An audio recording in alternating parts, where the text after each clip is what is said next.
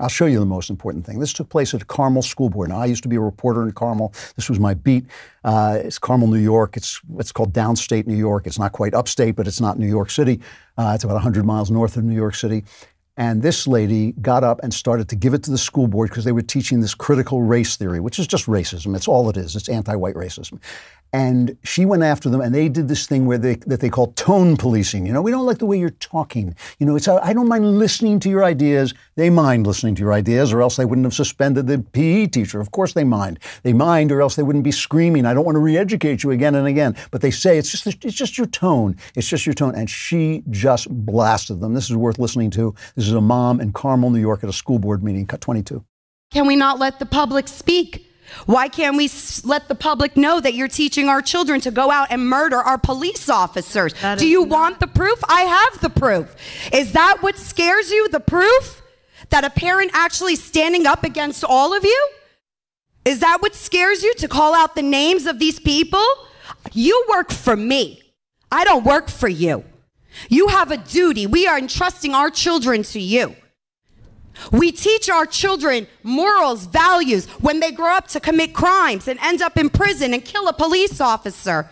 It's our fault? No, it's your fault. You're emotionally abusing our children and mentally abusing them. You're demoralizing them by teaching them communist values. This is still America, ma'am. And as long as I'm standing here on this good ground earth of God, I will fight. And this is not the last of me you will see. I'm retired. I have nothing else better to do.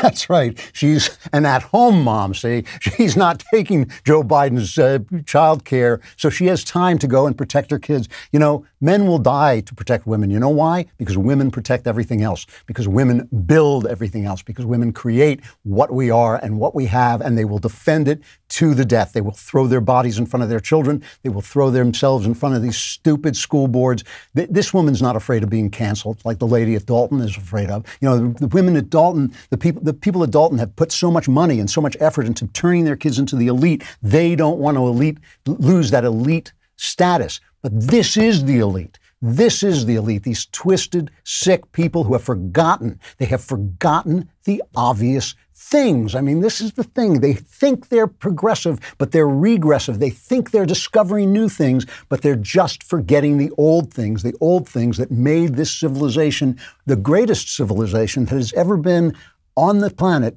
and this country, the greatest country that has ever been on the planet. They are taking it apart not by going forward, not by progressing, but by going backward to where we were when we started, because we're so rich, we're so safe, we're so powerful that we think that the gods of the copybook headings can't come back with fire and sword, but they can, and they always do. They always do. Every great civilization dies by forgetting the obvious thing, and that's what they're seeing, and they want to make sure that your children forget it too. The culture war is the war, because everything else comes out of that. These guys know, they know in their heart of hearts what they are. They know exactly what they're doing in their heart of hearts. They may not know it consciously, but everybody who basically lives into the flesh knows exactly what he's doing, knows exactly what's pulling them there and who's pulling them there. And all of them have to silence the voice. If one person, if you say, I'm decided that I'm a woman, and one person says you're not, it's like the emperor's clothes, suddenly you're naked. And that's the problem. That's why they've got to silence everybody. So when I say this is the war, here's the reason I say this, okay? Paul Ryan made a speech at the Reagan Ranch, the Reagan Library, I'm sorry. He made a speech at the Reagan Library. And he gave Trump some credit, saying we accomplished a lot during the Trump years. But then he said this to the Republican Party. He's all about finances, all about, Reaganism and all this. And he said this, cut 12.